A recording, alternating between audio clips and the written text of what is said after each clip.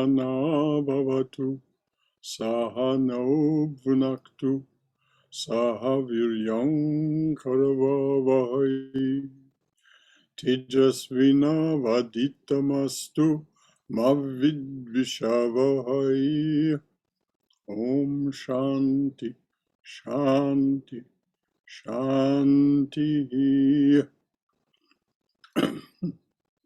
May the Divine Being look over us lovingly as a mother and father. May the Divine Being support and nourish us as a mother and father. May we have the strength and skill to study together the art of spirituality. May no misunderstandings arise amongst us. Om, peace, peace. Peace be unto us and to all beloved beings everywhere. So I think we all know what we're doing here. We're studying the life of Holy Mother as told to us by Swami Chetanananda in his wonderful book, Sri Sarada Devi, Her Divine Play. And this evening, as we've been doing, Haima has kindly agreed to read for us. So please begin. Thank you, Brother Shankara. We are on page 545, the story of Jadu. In 1911, Holy Mother returned from her South Indian pilgrimage and went to Jairampati for Radhu's wedding. Swami Saradananda, Yoginma, Golapma, and others were present during the marriage ceremony.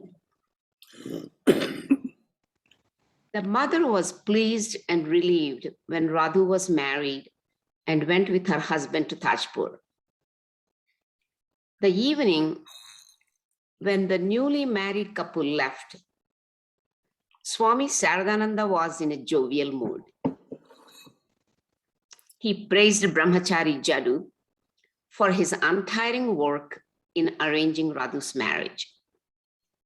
Swami Ishananda recorded, there was a heavy rain and thunderstorm in the evening, and Brahmachari Jadu prepared a smoke for Sharat Maharaj.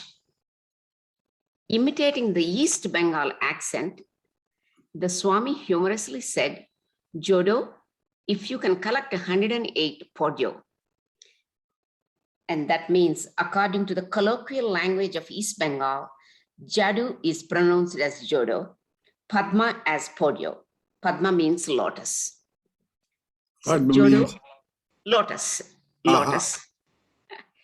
Jodo, if you can collect 108 Podyo now and offer them at the feet of the mother, then you will receive her unlimited grace and blessings in one day, and you will achieve the result of your daily worship with Podyo. That's Padma. You are a Bengal, a man of East Bengal known for tenacity. You are a Bengal, and this will be a test of your devotion and enthusiasm. Although Jadu had worked hard for Radhu's wedding, disregarding the rain and muddy roads, he had picked some lotuses every day from a pond and offered them at the feet of the mother. When Sharat Maharaj made that comment, Jadu immediately left in search of more lotuses. It was pitch dark and raining heavily, with lightning and thunder.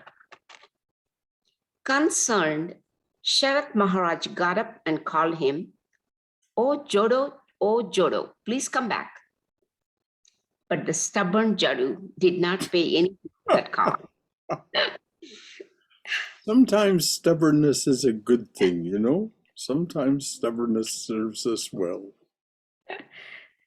Holy Mother finished her kitchen work and was seated on her cot with her feet dangling. Someone told her about this incident, but she did not say anything. After an hour, Jadu returned, drenched with rain, with 108 lotuses from a pond 1 mile away. He offered those lotuses at her feet and bowed down to her. The mother blessed him by placing both of her hands on his head.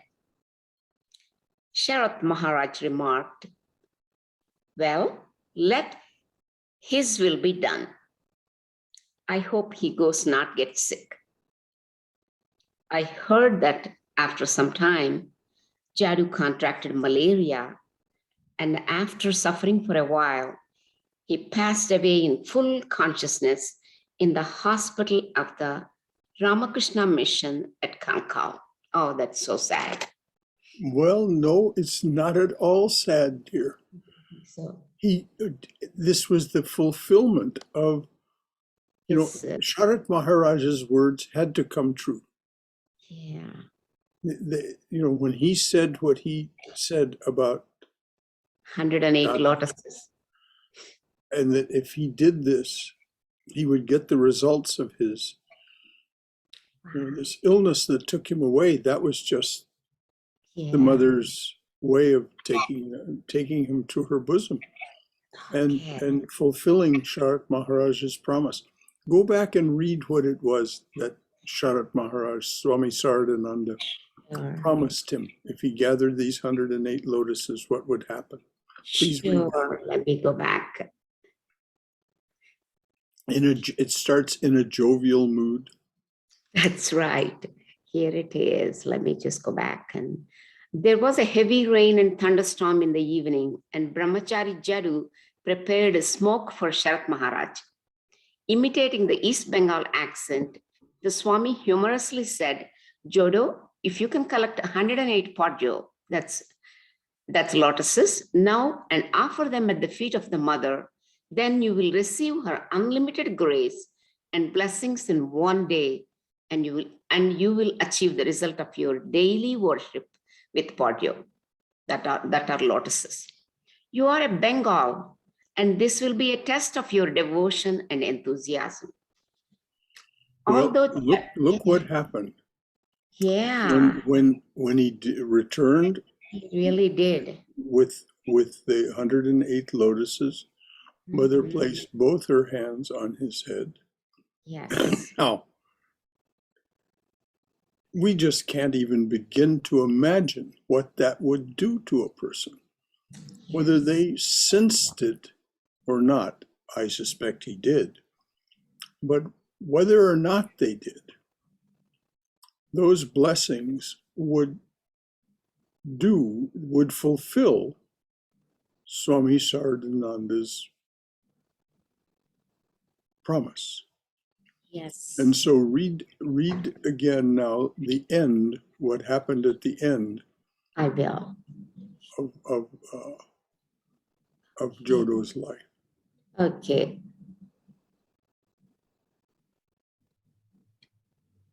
After an hour, Jadu returned, drenched with rain, with 108 lotuses from a pond 1 mile away. He offered those lotuses at her feet and bowed down to her. The mother blessed him by placing both of her hands on his head. Sharat Maharaj remarked, "Well, let his will be done. I hope he does not get sick." I heard that after some time, Jadu contracted malaria, and after suffering for a while, he passed away in full consciousness in the hospital of the Ramakrishna Mission at Kankal. Now, I'm reasonably certain all of us know the significance of passing away in full consciousness. Yes. You witness those who come to take you, which would have been the master and probably Brahmananda and Vivekananda. I guess Brahmananda hadn't yet passed away by that time. So that doesn't mean he wouldn't be with him, but certainly it would be the master and Vivekananda and probably Jogananda and some others. But this passing away in full consciousness is richly to be deserved, richly to be desired. And for those of us who do our spiritual practices, deserved. So, and when I say those of us who do our spiritual practices, I'm not trying to set those people apart. It's just that there is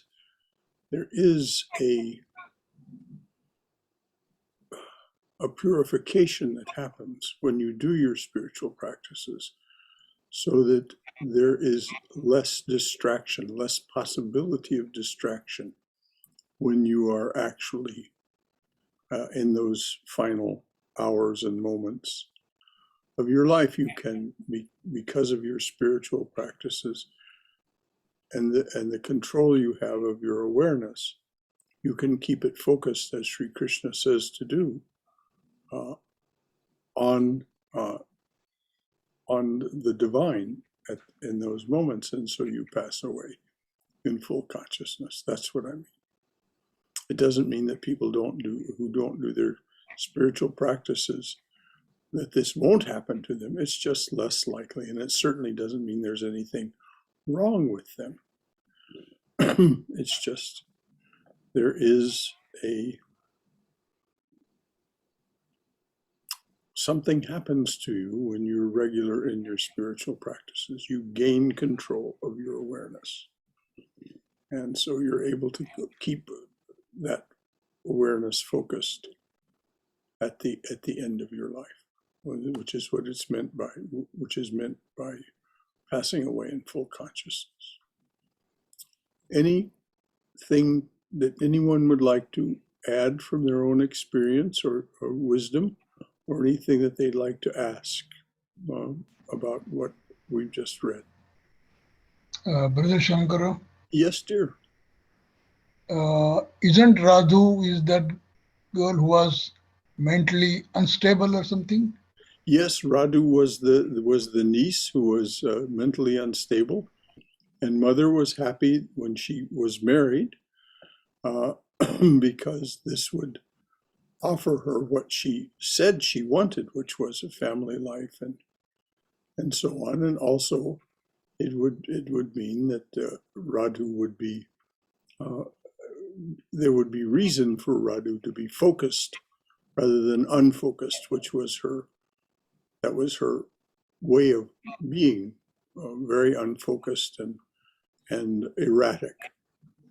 And so the mother knew that being married, she would have duties and expectations of her, and so that Radhu would have reason to be focused. I think that's why mother was so pleased. Anything else, Sham? Anything else from anyone? Any thoughts or questions or concerns?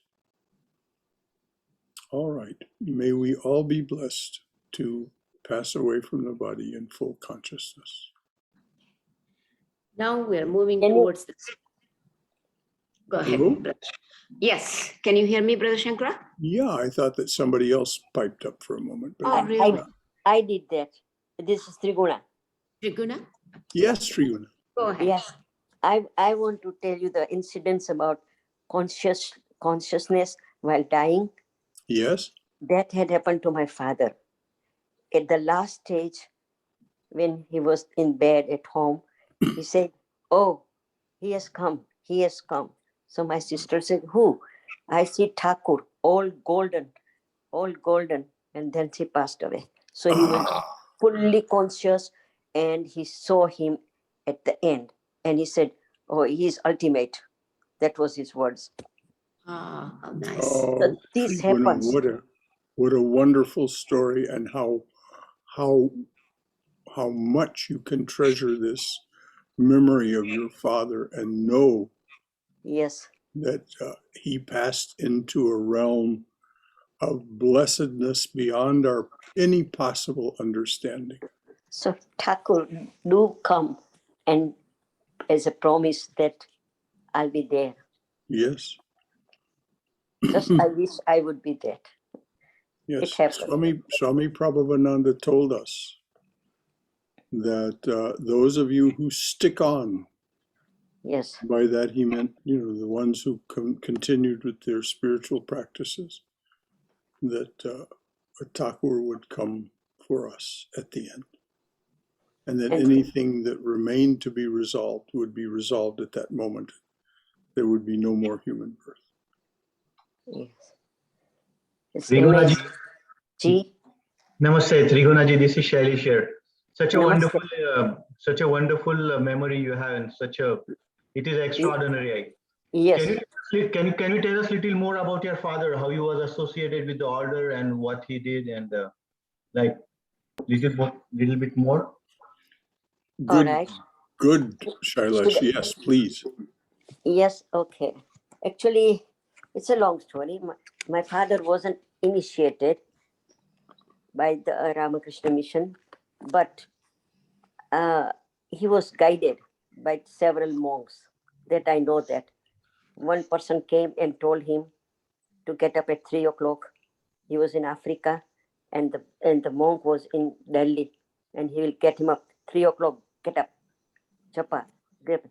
It started like that, but he never went to any temple. But I am sure he was doing japa every single day at 3 o'clock in the morning and 3 in the afternoon continuously, and we don't know what japa. And the last end of it, he told my sister, I want to go to the ashram. So he was scared because he was very weak. He had cancer, so in the throat. And then he came and he saw all the temples on the way back home in the car. He has never traveled. So, okay, he came home, he lied down, and then this what happened. And so this is, I think, like he was completely pure. In his life, he was completely pure. He never took a cent of which was we didn't belong to it. And he trained us like that. And my mother, when she passed away, she was at home and she was taking the last breath. And the monk from the Ramakrishna mission sent a flower because he came to know that my mother is passing away. As soon as the flower from the altar, Thakur's place, was put on her chest, my sister did it.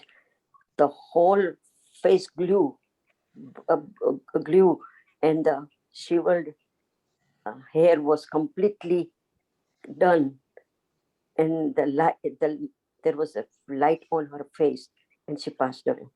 And the doctor who was sitting there was amazed to see that I've never seen a death like this in my life. And she was also not initiated, but she was Krishna devotee all life. And the one monk who used to told my father to get up, he was from Arya Samaj. And that monk, when he came and stayed with us, he told my mother that you are so pure that I don't take anybody as a student and initiating, but I will guide you, I will initiate you. And he was Arya Samajist, and my father was Arya Samajist. I studied in Arya Samaj school, so we used to do Homa. So that is the life, early life. But this is for my mother, and this is happened with my father. Wonderful. Thank you so much for sharing. Yes, thank you for sharing all that, Triguna. Thank you. And it's all of that, of course, is so auspicious for you because they now are looking after your welfare. And I'm sure you sense that. That's all we want. Thank you, Shailesh, for asking of that of Triguna. That was very appropriate. Anything else from anyone? All right, please go ahead. The story of Banku. Once a young monk asked Bhai Bhupati, a devotee of Ramakrishna, could you tell us what made the master most happy? He replied, the master became very happy when a person renounced Kumini Kanchan, means lust and gold. Similarly, Holy Mother was pleased when she found someone who had renounced hearth and home to become a monastic. Banku, also called Bankim, was Holy Mother's second cousin. So in Hindu society, she was considered his aunt. Banku's mother died when he was young. He was raised by his mother's aunt and grandmother in his native village of Pukur, a couple of miles south of Jairampati. From his childhood, Banku had a sweet, melodious voice and was drawn to music. When he grew up, he learned to sing the stories of the Ramayana, and he gathered together a professional singing group. Banku charmed his audiences by singing different episodes from the Ramayana. He also performed Leela Kirtan, that's a songs on an avatar's life, and danced with anklets and a chamara, a yak-tail fly whisk. Banku became famous in the Jairampati area. Holy Mother was fond of him and once arranged for him to perform Ramnam Kirtan in her residence. One day, Banku suddenly disappeared.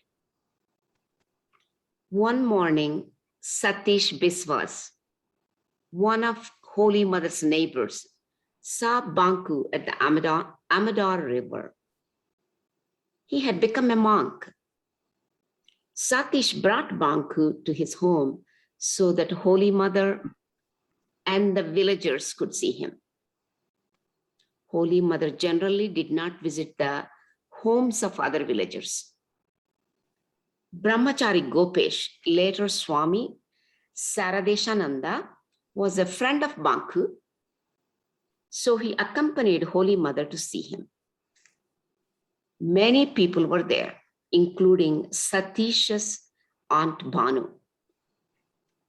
When Banu saw Holy Mother, she said to Satish, "Oh Satish, you have a great fortune today that the mother has come to your house. Please give her a seat and bow down to her." Satish's wife spread a carpet on the mud floor of their veranda, and Holy Mother sat there dangling her legs.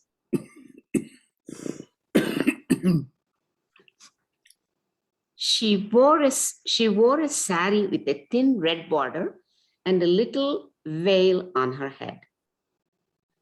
Her hands were on her lap and her hair hung over her right shoulder. Her face was serene and joyful. There were sacks of paddy by her side. It was as if Mother Lakshmi were seated at the house of a fortunate householder. Banku bowed down to Holy Mother with great devotion and stood in front of her. She graciously blessed him and remarked, "Banku has become a monk. Very good, very good. He made the right decision." Banku remained silent. He had long hair and he wore a long cloak and wooden sandals. He carried a brass water pot in one hand and a staff in the other. Banku's aunt, Bhavani Devi, began to cry when she saw him in monastic dress. Some villagers disapproved of Banku becoming a monk. because they wanted him to remain a professional singer. However, Holy Mother supported Banku and praised his monastic life. Hold on just a minute. Sure. What is the selfishness of the villagers? They want him to Instead of celebrating his decision to Right. pursue a life of renunciation and ascension to Singing. transcendental awareness. Instead of celebrating that, they said, "Oh, we've lost our professional singer. Oh, for us." Well, this is understandable, but it is an expression of what keeps people entrapped when they think of their own interests first. This is the selfishness that Swami Vivekananda says is the opposite of the religious impulse of religion. When we think first of I, me, mine, and what we're losing when something that we treasure is lost to us, then we persist in our entrapment. So it isn't that those villagers are to be condemned or judged. That's just who they were in their journey. But it is a lesson to us, and of course that's why Chaitanananda bothers to point it out, that Banku had made a decision for freedom, and these villagers were, their thoughts and therefore their speech and their actions showed their continued preference for the entrapment of I, me, mine. Any other comments or questions or concerns about any of that? Okay. I just want to make one comment, Brother Shankara. Yes. Sometimes as parents, they want their children to be something that they like them to be, when the children want to be something else in Yes. education. In education, for example, and I see that so often, and Yes. and it happens. Parents sometimes make the mistake of living vicariously through their children. And so they have these aspirations for their children that have nothing to do with the children. They have to do with their own unfulfilled aspirations. And it's tragic, particularly when they impose these things on the children and don't allow the children to be who they naturally are, to follow their own swadharma and their own tendencies, the promptings of their heart. It's very hard on the children. So thank you for bringing that up, Paima. Yes, indeed, this is what happens. And so Yes. However, it's hard for those parents to celebrate their children's decisions when they don't reflect what they have wanted for their child. However, Holy Mother supported Banku and praised his monastic life. She said, "It is good that Banku has become a monk. What is in this physical body? See, I am suffering from rheumatism. This body is so impermanent that finally it ends up as 4 pounds of ashes." So true. She's so And true. it's always good to reflect on that, isn't it? I mean, this stardust spacesuit that we wear Right. goes back to its stardust. You know, the cremation is, whether it's cremated or buried, it doesn't matter. The burial process just means it takes longer. But it goes back to It's elements. We are made of stardust, and these ashes and the effluent, what goes out in the air, are all of those elements that come from exploded stars. That's what we're made of. We're made of the stuff of supernovas and novas of stars. And so when we're cremated, this is what remains. It's really it really should fill us with awe, I think, what Mother said. This is so impermanent. And it just goes back to 4 pounds of ashes. Anything else from anyone? Okay, dear. It is wonderful that Banku has become a monk and gone to the path of God. He has made the right decision.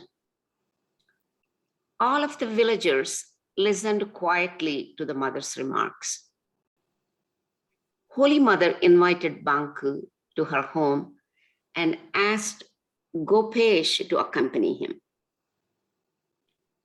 After returning to her cottage, Holy Mother served refreshments to Banku and asked him to have lunch with her. Oh, what a blessing. What a blessing, because, when you had lunch or shared any meal with Mother, she always gave you the prasad from her plate, as we'll see, I'm sure. After lunch, she told Banku that he could stay with her as long as he wanted.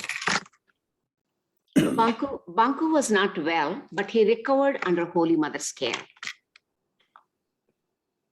Although he generally practiced silence from time to time, he talked to Holy Mother and Gopesh.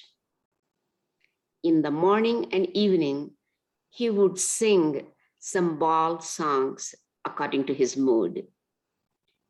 Gradually, he got well, and then early one morning, he disappeared.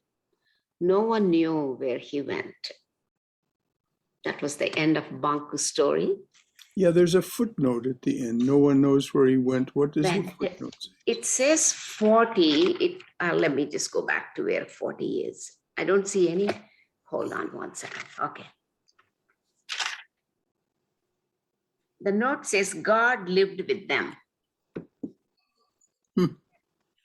Okay. That's all. That's all Okay. it says. And Gaurima's surprise visit. Oh, this should be a good one. Once Gaurima went to see Holy Mother in Jairampati. She went to Kolpara from Vishnupur and continued to Jairampati with Brahmachari Bharada as a guide. They arrived at the Amador River in the late afternoon and waited till it was dark before continuing to Holy Mother's cottage. Gaurima asked Brahmachari Bharada to wait outside. She then stood at the threshold and imitated a beggar's voice, calling out, "Mother, may I have some alms?" Radhu's mother Surabala came out and inquired, "Who is there?" Gaurima repeated, "Mother, may I have some alms?"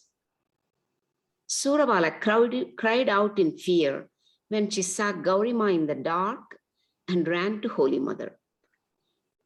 Immediately, the mother came out from her room and said in a firm tone, "Who is there?" Now notice, Holy Mother's not given to any fear. She just comes out right away from her room and says in a firm voice, "Who is there?" There. Okay. Gaurima replied, "Mother, I am a night beggar. May I have some alms?"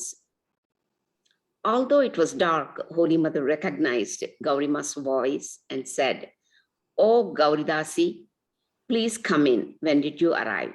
It was a joyful reunion. I'm sure it was. I'm sure it was.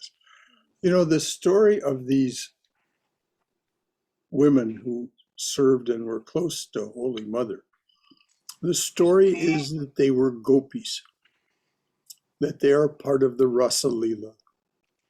They were gopis and asked for the boon to be born with the mother, Radha, the next time she took human form. And so Gorima, Golapma, these women that were so intimate with the Holy Mother and were served her and were close to her. The story is that they were gopis. And so when it says it was a joyful reunion, there's more to that sentence than it seems on the surface.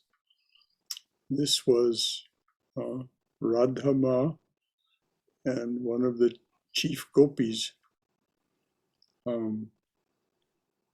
be reunited. And of course, it was so like Gorima to do this little charade, this little pretending to be a night beggar. Night beggar. She had a sense of humor and was always something remarkable. I mean, and she went on to form a convent, a group of nuns after Mother left, because Sarada Devi didn't start until 1954, 34 years after Mother's passing away. It was that long before Sarada Devi got started, but these women that were close to Mother, groups of women would gather around them, and they would have an informal, that is to say, informal in its structure, business structure, but very structured in terms of its spiritual practices. But yeah. Okay. Okay, next we're moving on to Holy Mother and the village caste system. Ramakrishna said, the caste system can be removed by one means only, and that is the love of God. Lovers of God do not belong to any caste. Would you please repeat that from the beginning? This is so important. What lovers of God do not have any, they don't have that kind of upadi, that kind of limitation. So please read it again from the beginning. Ramakrishna said, the caste system can be removed by one means only, and that is the love of God. Lovers of God do not belong to any caste. The mind, body, and soul of a man become purified through divine love. A Brahmin without this love is no longer a Brahmin. And a pariah with the love of God is no longer a pariah. Through bhakti, an untouchable becomes pure and elevated. As the master accepted and instructed all, so did Holy Mother. She accepted all as her own children and did not care for the discrimination of the rigid caste system. She indiscriminately initiated many people, including those of the low caste. Some of her non-Brahmin disciples helped with her household work and also helped the cook in the kitchen. But the orthodox, narrow-minded Brahmin villagers in Jairampati and surrounding villages, and even her own brother Kalikumar, did not approve of her Catholic views. Now, in this sense, Catholic doesn't mean the religious tradition. It means Catholicity in this sense is open-heartedness and open-mindedness and the ability to accept everyone on the same basis. That's what that word Catholic means here. Broad-minded view, right, Okay, it's a broad-minded view. Broad-minded view. Broad-minded and Accepting. Accepting. As a result, the social leaders of Jairampati area directly and indirectly put pressure on Holy Mother. They also collected a heavy subscription on the occasion of her Jagadathri Puja or any function in her family, which they spent during their public festivals. Holy Mother told them, if you need any money for the public Shaitala worship or Yatra performance, I shall contribute. But why are you unreasonably demanding? I'm forbearing your unjust demands, but in the future, my children will not tolerate them. The mother protested to the leaders of the village, but when one of her disciples wanted to take action against them, she said, they behave like animals. It is a misuse of energy to fight with them. You see, this is what the great ones, the saints, the incarnations always say. Don't do battle with these people. There's simply no hope in it. It's hopeless, as Swami Chaitananda would say. Hopeless condition. I've heard him say it many times. Yes. You don't waste your time and energy struggling with people that it simply will of that type, because it simply won't make any difference. So start again, yes. please, with she Yes. said. She said, they behave like animals. It is a misuse of energy to fight with them. My son, we must hiss, but not bite, or they will take advantage of us.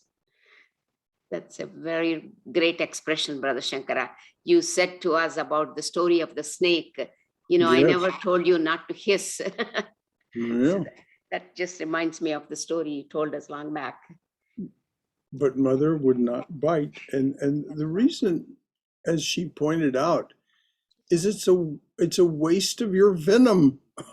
It's a waste of your energy, your sacred energy, which is hard enough to husband and keep control of anyway.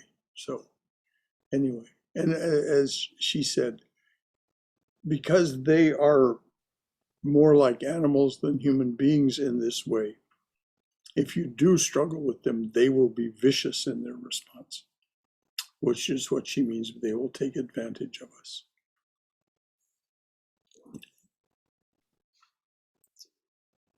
Once during Jagadathri Puja, Holy Mother's brother Sarada was distributing food to a group of villagers that included Brahmin landlords from Jipta village. One of the monks, who was not a Brahmin by birth, put some ashes from the homa fire on Sarada's forehead. According to strict caste rules, the food being served was then considered polluted. Immediately, the Brahmins in the group stood up to leave with their food unfinished. Their leaving would have been very inauspicious for the puja.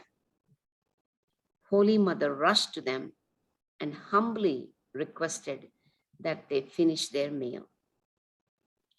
Finally, they penalized Holy Mother 25 rupees and sat down again and ate the food. How sad. Oh, they penalized Holy Mother 25 rupees, which was a lot of money in those days. So they penalized her for doing something that was in no way wrong. They exacted this revenge. But then they sat down and finished their food. And give me money and I'll compromise. So anyway, please go on, dear. This news reached Calcutta. A few days later, Lalit Chattopadhyaya came to Jairampati with a gramophone and a pistol. Every day, Lalit played gramophone records in Holy Mother's living room to entertain the villagers. The people of Jairampati had never seen a gramophone and were amazed to hear music coming from a machine. One day, the landlords from Jipta, who had penalized Holy Mother, came to hear the gramophone. Lalit played a couple of records for them, but then he took out his pistol. He said angrily, "Those who have collected a fine from the mother, please beg forgiveness from her and return the money, or I shall shoot you." And you know, he doubtless meant it. This is the thing. This was not some empty threat. So let's see what happens next. Holy Mother, her sisters-in-law, and some other women were outside the room listening to the gramophone.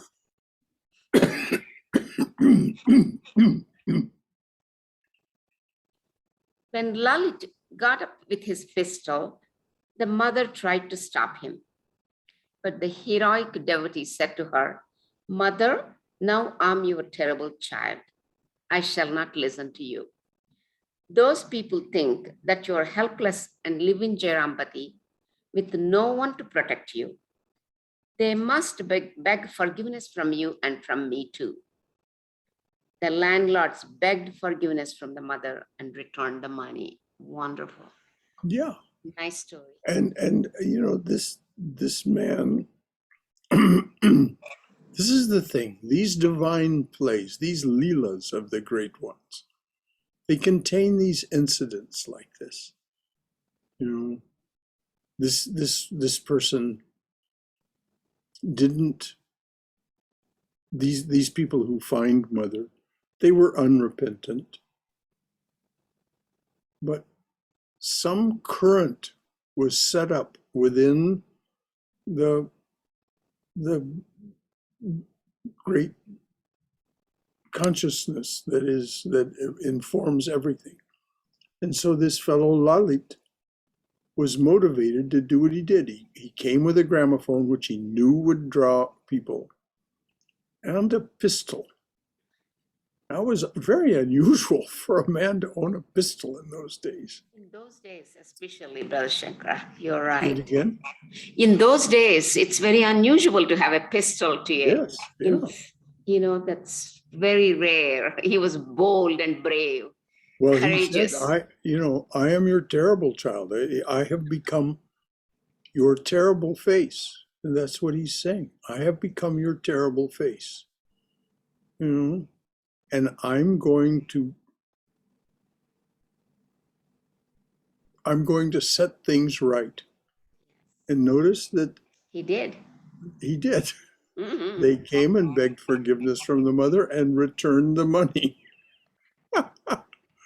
It's just So nice. what we just have to applaud this little incident in the Leela of mother's life, and this disciple that just was not going to stand by and see the mother be victimized this way because of these caste rules that they were using for their own advantage.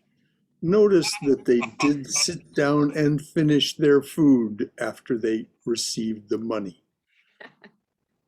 So they were willing to fill their bellies with food that was impure if you paid them to do it.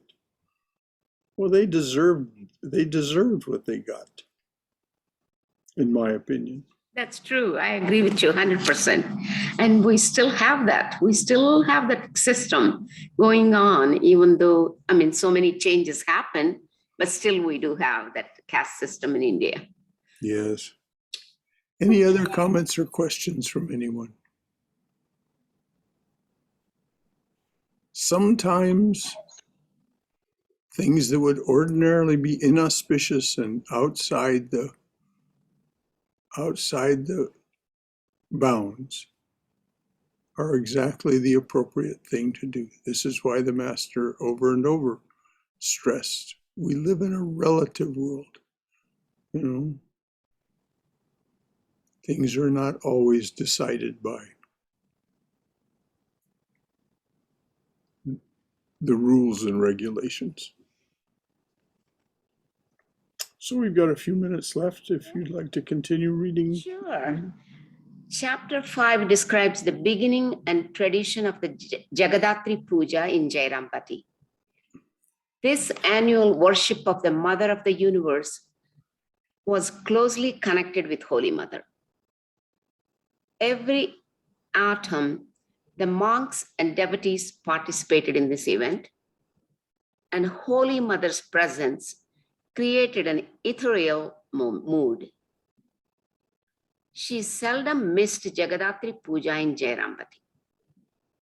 Holy Mother even prolonged the festival by keeping the image of goddess Jagadathri for 3 days so that the people of Jairampati and its adjoining villages could enjoy food, music, and yatra performances longer. One evening after Vespers, the monks and devotees began to sing some devotional songs in Prasanna's parlor, including the following. Do not worry about the vision of the mother. She is the mother of everyone, not simply of you and me. She is the mother of the untouchables as well as Brahmins. If one calls on the mother once, his life never goes in vain. To hear the call, mother, mother, from the children, the Divine Mother remains behind the door, because if they see her, they will not call her anymore. If the mother were cruel, she would not give birth to children. The world would become barren and people would suffer without food. When you perspire profusely, who is the air that cools you? The devotees joyfully clapped their hands and repeated some lines from the song. Holy Mother listened attentively. That night, Holy Mother told Brahmachari Bharata, aha, that song was simply captivating. It is true that devotees have no caste. All children are the same to me. I wish I could feed them from the same plate. But this wretched country has such pride regarding caste. In any case, there is no problem regarding puffed rice because it's not cooked food. Tomorrow, early in the morning, go to Kamarpukur and buy 2 seers, which is 4 pounds of jalees, from the shop of Satya.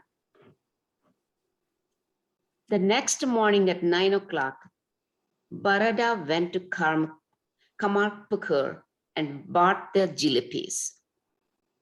The mother offered some to the master and then arranged them around heaps of puffed rice on a big plate. She sent this to the devotees in Prasanna's parlor. A dozen monks and devotees joyfully began to eat breakfast as Holy Mother stood in another room and watched.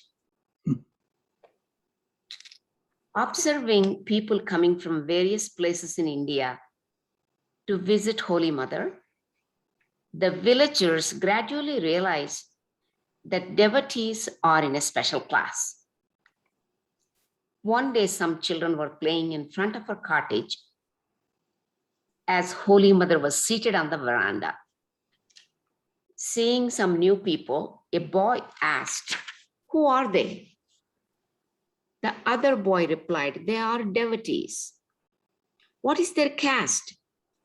The other boy replied wisely, "Don't you know? They are devotees."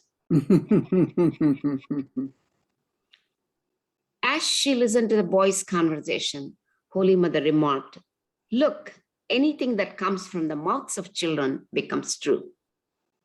They understand perfectly that devotees form a separate caste." Okay, it's just 3 minutes to the hour, so we'll just leave it at We'll that. leave it there. Okay, thank you. And thank you, dear. Thank you for this lovely reading that you do. No problem. Is there anything from I'm honored.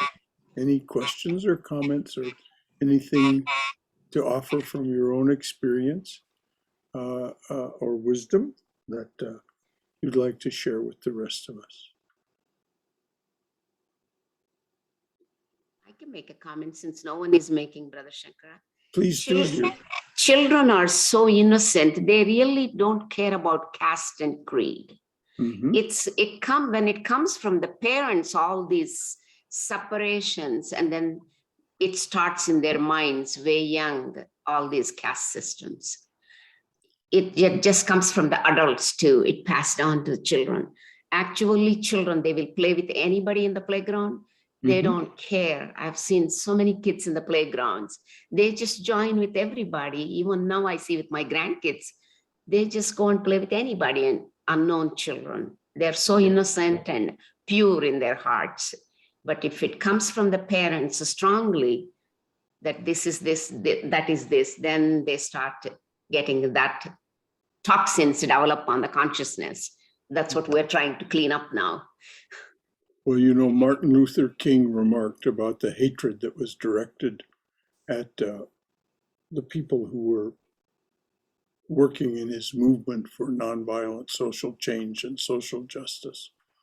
He said, children are born without this. They're taught this hatred. And when it stops, when people stop teaching this hatred, then there will be real equal justice and opportunity. But people teach their children. I know it from my own family. My father's mother was raised in Oklahoma, and she had a fierce prejudice about people of color. And it was, my father was in his 60s before he was able to overcome that. And one beautiful summer weekend, long weekend, he invited me to go camping and fishing with him. And he had with him, he was at that time working in the Sacramento office of a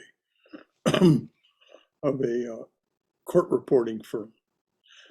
And he had with him a black man who was also one of the court reporters and employees of that. And I was really taken aback because my father had been taught this and had assimilated it when he was young. But he had, in his later years, he became open-eyed and open-hearted enough to see that this man there was nothing whatsoever objectionable. As a matter of fact, just the opposite. He was very sweet, very nice man, and a wonderful camping companion. And so the three of us had a wonderful long weekend together. And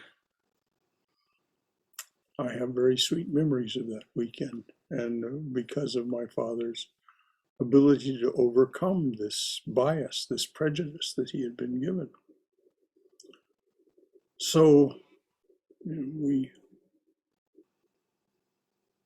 hope the best for those we love. And it's joyful when it comes to pass. And it's joyful when we gather together like this because many wonderful things come to pass. Is there anything else from anyone that they would like to say before we close?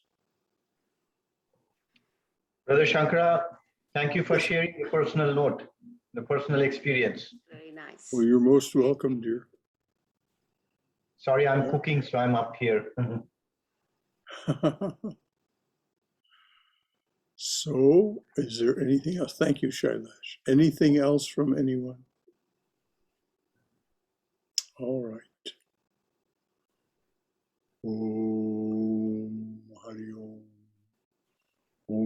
Asatoma Satkamaya. Tamasoma Jyotirgamaya. Mrityorma Amrutangamaya. Abir Moiti. O dearly beloved Lord, lead us from this realm of noisy confusion and misunderstanding to thine abode of silence, serenity, and understanding. Lead us from darkness and ignorance to the brilliance of thy wisdom and love. Lead us from death to immortality. Light us through and through. Light us through and through with thy everlasting, shining presence. Om Hari Om Tat Sat. Shanti, Shanti, Shanti. So we'll also close with this. Jai Shri Guru Maharaj Ki Jai Durga Durga Durga. May we be safe. May we be healthy. May we be cheerful. May we have peace of mind. May we go forward in the loving and protective embrace of the Divine Being as our Mother and Father. So, until tomorrow night, for those of you who wish to join us, when we will study chapters 13 and 14 of Swami Vivekananda's Jnana Yoga. We're just at the end of chapter 13, the title of which is Immortality. And then we'll go on to chapter 14. That's what's tomorrow night at 8 p.m. Then on Saturday, of course, we're going to have the class at noon on Swami Prabhavananda's collection of talks, Realizing God, and we're finishing his talk on silence. And then on Sunday, something a little unusual. We just celebrated Halloween, of course. Each year I offer a talk on the genesis, the roots of Halloween, which can be traced all the way back to Mother Kali in India. And it has to do with the position of the Pleiades, that group of 7 stars in the sky. It has that the roots of it are go all the way back to certain aspects of worship of Mother Kali when the Pleiades are directly overhead. And so this carried forward all the way to the Celtic peoples, who then had a very big festival at that time, and it came forward to us as Halloween. And so we'll trace that this coming Sunday. It's a fascinating story, taking it backwards from the English and to the Celts and back till we discover its roots in the certain worships of Mother Kali. And the colors associated with Halloween, as we know, are orange and black. These are colors associated with Mother Kali. It goes right straight back to those colors have stayed with it all the way. So it's fascinating.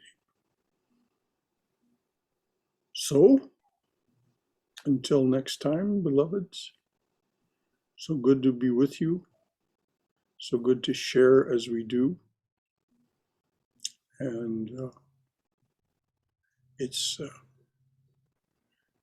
a remarkable thing that we come together this way.